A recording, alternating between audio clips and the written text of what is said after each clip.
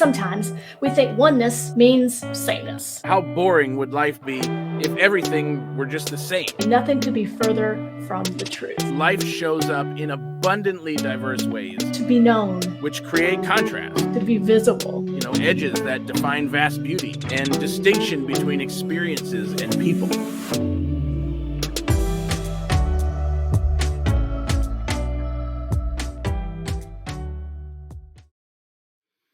Hey there, I'm Reverend Dan. We are Soul Evolution Collaborative, an innovative bricks and clicks spiritual community dedicated to the intentional evolution and authenticity of the human soul. And this is Truth Be Told 2.0, a weekly series bringing you inspiring and uplifting messages and new ways to look at the world. So welcome to this week's episode, Recovering the Light, Contrast. This series is all about our light and the many ways that it shines in the world. And doesn't that just sound so good to say and hear? Yes, like our light and the way we bring it into the world. But what does that really mean? What is our light? Well, that's really the point of this whole series. We have been using a literal understanding of light to better understand this metaphysical and metaphorical understanding of our light. And right now, we are going to reframe our light with a little bit of contrast. And it might not be exactly what you expect. So let's have at it. Truth Be Told 2.0, episode 109, Recovering the Light, Contrast.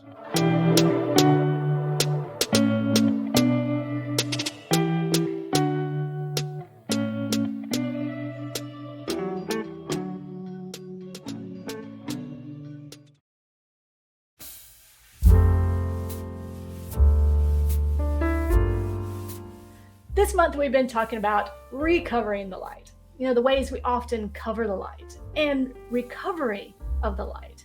The ways that we begin to shift and move in a place of awareness and remembering the light. So we've been using the metaphor of our physical understanding of light to guide us along the way. So today we're talking about contrast. So contrast is the contradiction in luminance of color that makes an object or its representation in an image or display distinguishable. Now that sounds like a mouthful. So simply put, it's the variance and differences that allow something to stand out, to be known, to be visible, and not blend in, thus rendering it invisible or indistinguishable from anything else. So how can we apply this to our physical understanding of our life? How can we begin to use it to understand ways that we often cover our light and the light of others? All right, now we could go so many different paths with this, but for me, the one that jumps out the most revolves around a skewed understanding of the principle of oneness. So I think sometimes we think oneness means sameness, but let me tell you, nothing could be further from the truth. We often use the principle of oneness with bumper sticker sayings such as, "We're all one," to skim over opportunities to address real life challenges and experiences. But that's not oneness. In fact, this understanding lends itself to create a one-size-fits-all mentality, thus covering the unique diversity and expression that oneness is really all about. A deeper understanding of the importance of contrast is really a call for a greater awareness of the importance that we all play, the one-of-a-kind expressions that we all bring, and how all these expressions are the light. When we push this sameness facade, we distract from the truth in an attempt to bypass the effort it may take to listen, to understand, to even value the experiences of another. The goal is not sameness. The goal is not to get everyone to look like me, talk like me, do things like me, or even believe like me. To do this is to miss the point. To do this is to cover not only our light, but the light of others, creating a box that we can all agree is about 100 sizes too small.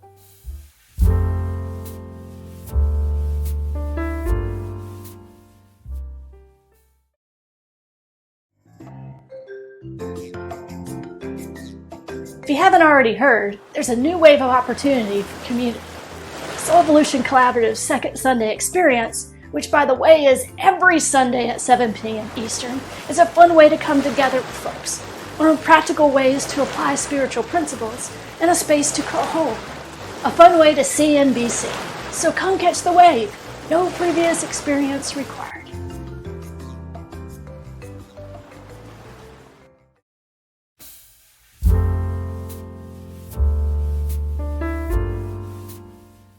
When I think contrast, a whole bunch of things come to mind right away. Photo editing, video editing, medical contrast dye, compare and contrast writing assignments from like 7th grade. But there's really one thing that resonates with me the most. My dad was a semi-professional landscape photographer. He lived out in the Southwest around some of the most beautiful landscapes the U.S. has to offer. And you could regularly find us in these surrounding national parks. And of course, his camera came along for the journey every time.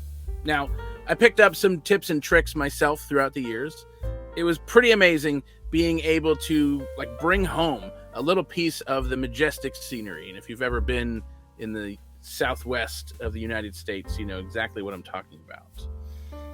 One of the most important things in getting a photograph that accurately grasped the grandeur and beauty of the natural landscape was contrast. Framing the shot with something up close for perspective, or waiting for just the right lighting from the sun, maybe catching shadow at just the right angle, something to make sure that there was contrast in your picture for definition. If life does this in its scenery, why wouldn't it do the same thing with us? Why wouldn't the same thing be true with the rest of life too? With people, with our passions, our jobs, our families, our experiences and understandings. How boring would life be if everything were just the same? Good thing it's not, right? There is beauty in diversity. And I don't just mean the perception of our skin color, but life shows up in abundantly diverse ways which create contrast, edges that define vast beauty and distinction between experiences and people. Even when life seems the same amongst any specific group, there is still this deep and wide contrast. Like the photographs, it is just a matter of taking a moment to find it, the right lighting, the right angle, the right shadow, just pausing for a moment. We can see that simultaneously we are all one, and we are all beautiful, unique individuals that make up the whole. Without contrast, life would just be formless consciousness, or really whatever words you want to put to it. Whatever there was before all of this was created. Before there was form, there was thought. Life would just be that. Simply put, being here, the creation of life, it implies distinction. And in many ways, that is the whole point of life. Diversity as wholeness. Despite a common belief that diversity somehow diminishes the groups that we are a part of, the more we recognize and appreciate the beauty in diversity, the more we can appreciate the whole that we are a part of. Through understanding the contrast that shows up in life, we actually empower those same groups.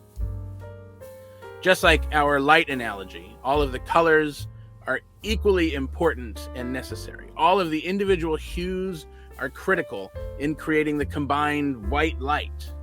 We wouldn't have white without them. At the same time, viewing the individual hues demonstrates to us the beauty that is available from the contrast between the hues. While sameness can often feel comfortable, and inversely, comfort can often create sameness, our creative power comes from recognizing our diversity, our passions, our skills, our varied experiences, that which truly makes us unique. The world benefits from our light. We are creative through our diversity.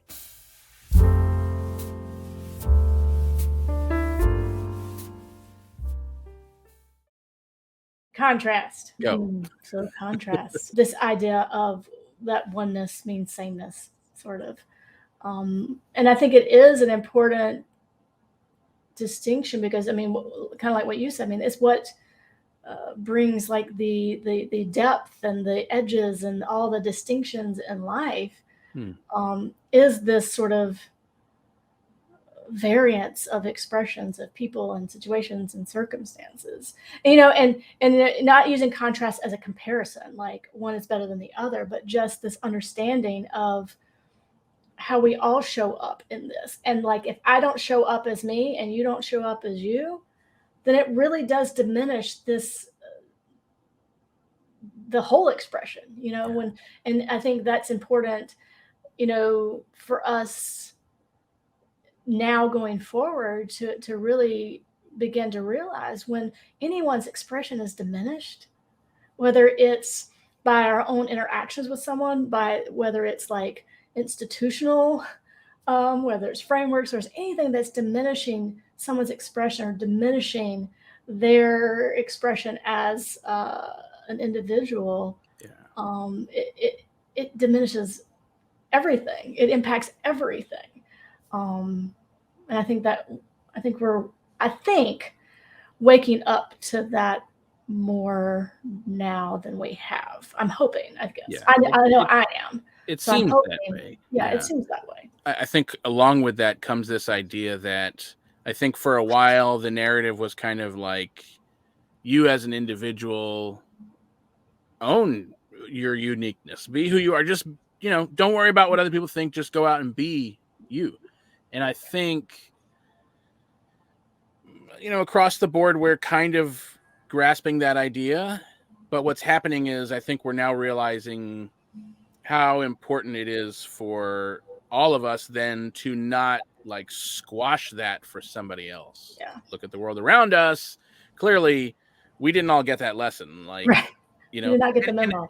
And I think, I'm not going to say that it's a good reason, but I think there's some obvious reasons why that happens, right? Like, years back when information was not readily available to literally everyone from anywhere immediately, we kind of had what was within the community. And so communities tended to be a certain thing, and had been that way for probably a long time. And I think we got comfortable, or we knew what to expect. And so there was a comfort in knowing what to expect. And so this exposure to like everything, yes, is maybe shocking. I mean, for me, like I grew up, I think, at the start of this like rapid technology change, right? But before that, things changed pretty slowly. And so I can at least attempt to take on the mindset of maybe somebody who for most of their life, like, maybe like things, I don't know, there wasn't a whole lot of change compared to like, I don't know, change, right? Like that's where I'm at. Like everything changes. And so I think the discomfort that comes along with observing something unlike what I was told life would be like, what the entirety of life would be like. This is all of life right here, and it's nice and comfortable, or not nice, but comfortable, because, or whatever, right? But like, we know what to expect. Well, now it's like, forget it, man. There's you can't even guess what to expect coming in now. It's 2022, and who knows what's next. It's very interesting what we do to avoid discomfort. Yeah. Like, it's interesting because, I mean, obviously our bodies and our minds have this natural leaning for comfort. And so when we experience something that we've never seen, or we have never experienced, and we don't know what to do, our general thing is to do whatever it is not to feel the discomfort that we're feeling as a result of not really being connected with that experience. And so it's interesting that spiritual principle is not immune to be used in a way to cover or bypass our discomfort. And I think, oh my goodness, that's something, if I could say like one thing that I think that we maybe need to a little bit kind of remove from our, like, break down and remove a little bit of the energy from our vocabulary and rebuild, is this idea that when there's disagreements, or when there's a very evident contrast, or when there's situations that are challenging, or people that are challenging, or things we're afraid of, and things we don't know, and just to say, oh, we're all one, we know that we're all one, which is true. But to use that as a way not to actually look at the thing, it's different to say like we're all one, and than it is to be like we're all one. yeah, Don't worry about it. yeah, and I think that it is an effort, obviously, not to get like sucked down. And I think that's something that we do need to look at. And when I say we, I think just, I mean, I guess I'm talking A nice way of saying like wherever you are. wherever you are, whoever you may be. Yeah. You know, especially in our movement and teaching, we have to be really careful. Those words have power, you know, and they can be really diminishing, and the tone can be really bypassing of real lived experiences, which is like the antithesis of And what we are certainly about. and can certainly act as that squashing down. I mean, Yeah. I've been at the receiving end of that for sure. Like, And yeah, don't your do light gets anything squished. different. Yeah, yeah. Yeah. The comfort that comes along with sameness, or just knowing what to expect, or whatever Mhm. version of that, right? I think has gotten a lot of us to look at diversity through, and this is an interesting conversation because I'm trying to like speak, I'm trying to include myself in the whole conversation, right? With like, yes, Right. no, this is true for all of us at some Yes. degree. Yes. Um, it, there is something in the unconscious collective mind that looks at diversity through this perspective that comfortable is good and uncomfortable is bad. And so Hmm. there, from that perspective, diversity being uncomfortable is a bad thing. Yeah. In from that skewed perspective, right? Yeah. But if we recognize that that perception of comfort is probably not real, any like it's not, like our perception of comfort is made up. It's whatever we want it to be. It's just Right. what we're used to. Right. So if we kind of ditch that vantage point and look at diversity or contrast from a different angle, literally from almost anywhere else, we can see that it's not, we don't have to look at it from the defensive. We can look at it from this like, oh man, how beautiful is that? How amazing is that? Yeah, it can make me uncomfortable as hell, but how cool is it? You can be this, and you can be this, and you can be this, and we can Mhm. all still, or start to be. And it's not to say that being comfortable is a bad thing. So what comes to mind when you know, if I'm uncomfortable, if I'm in a situation that I've never been before, let's just for example, an experience or situation I've never been before, I feel uncomfortable. Mm, So instead, so the call is, instead of like shutting down and just bypassing, don't look at it, the call then is to get curious, ask questions. sounds Um, familiar. yeah, and so the thing is, it's like if I'm in an experience with a person, or I'm uh, in a relationship, whatever it may look like, with a person that I have never had their life experiences, because we all have different life experiences. So instead of just saying, oh well, you know, we're all one, that those sort of experiences don't matter, Yeah. we're one, that's the important part. Well, no. If I begin to ask questions like, you know, tell me, what was that experience like for you, or tell me Mm, what that brought up for you, yeah. let me know what support looks like for you, you know. And so then it begins, that discomfort and the not knowing then becomes like lessened Hmm. as we become more knowing. But it's like a deeper knowing, it's a deeper awareness, a deeper listening, a deeper connection with that. It doesn't have to be a person, but it can be experience. But I think it is a call to get curious. And I think sometimes you have to remain in that discomfort enough to begin to activate curiosity. Yeah. And I think and then curiosity is that thing that binds. It's Mm, that tacky thing that binds us, because it takes me from where I am to where I want to be. And it's kind of the pathway to do that by yeah. being curious, asking questions. You know, what's this bringing up for me? Why is it bringing that up for me? You know, why am I even uncomfortable in this situation? Right. It's this layered experience. And when we become more curious about it, then we often can really have experiences that we never thought possible. when we started. And I think that Yeah. that is like this kind of perfect blend, perfect opportunity to Yeah. activate that. It starts to sound a whole lot like a workshop that we have given. So we Give have me a created, hint. I guess is it an acronym? I don't know. CAG. Here, CAG, yes. CAG is key. Key. Curiosity, authenticity, and Gratitude. gratitude. There it is. I was going to say generosity. I was like, that's not it. Yes, curiosity, authenticity, and gratitude. And CAG is what what brings us to a place of compassion and empathy. Mm-hmm. And so I think what we're talking about is we can view diversity from a safety, fight or flight, uncomfortable perspective, or we can view diversity from a place of compassion and empathy. And the way to move from one to the other, I'm sure there are many ways, but the key that we are dubbing is CAG, which is exactly what you're talking about. It's curiosity, it's remaining curious and asking questions.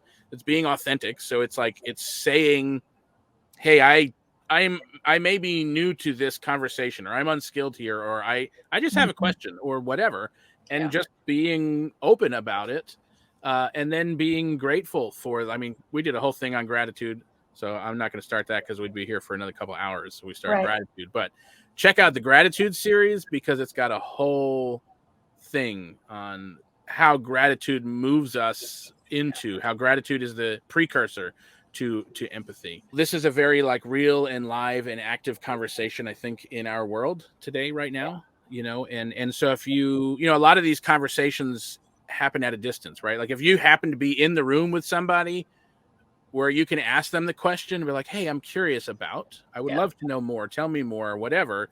But I think oftentimes these conversations can happen at a distance where we think we're in this space of like-minded people, and because I have this thought and everyone here is clearly like me, that we all have this same thought. And it feels safe enough to kind of say that thing that maybe we wouldn't say. And there's there's the upside to that is like we do need those places where we can say things where people can then rub up against our rough edges and be like, so question about that. Did I hear that right? Right, to echo back, and we'd be like, oh yeah, good point. But in the places where we don't, in our discomfort of not wanting to kind of upset the apple cart, I think oftentimes we don't question when things that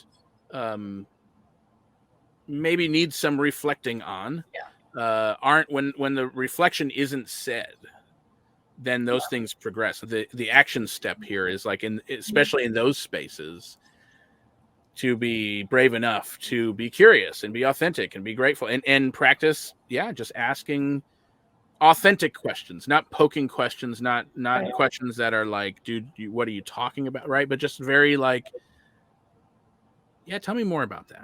What do you mean by that? Or why? Because I think we make up stories about it, and often, I can only speak for myself, often those stories are not necessarily accurate, because I mean, we have our own perceptions and our own experiences that have influenced those perceptions. And so when we can approach with curiosity, we can get closer and closer, to that experience in a way that creates connection and creates a celebration of all of our many expressions and the many expressions of life. I am loving this conversation. I love this metaphor. I love taking the literal understanding of light and allowing it to help us better understand this otherwise very aloof, metaphorical understanding of our light and how it shines in the world. And wow, has contrast, the idea of contrast within this metaphor really helped me understand just how important the defining edges of our uniqueness are to this world. So I hope you are getting some nuggets of wisdom from all of this as well. And certainly if you haven't already, you can check out any and all of our other episodes. And if you want more of this conversation, more engagement, more community, whatever, we have other events. Thursdays, we have what we call the Gathering, which is a time for us to come together and really kind of share of our experience. Sundays, we have the second Sunday experience, which is every Sunday, and that is our opportunity to come together and kind of just be social. It's coming together just to be with each other and maybe even have a little fun. And of course, there's all kinds of other information for you available on soulevolutioncollaborative.org. And information to join these experiences is also available on Soul Information, soulevolutioncollaborative.org. So go check it out. Sign up for emails for the events, poke around, whatever works for you. And thanks for joining us for episode 109 of Truth Be Told 2.0.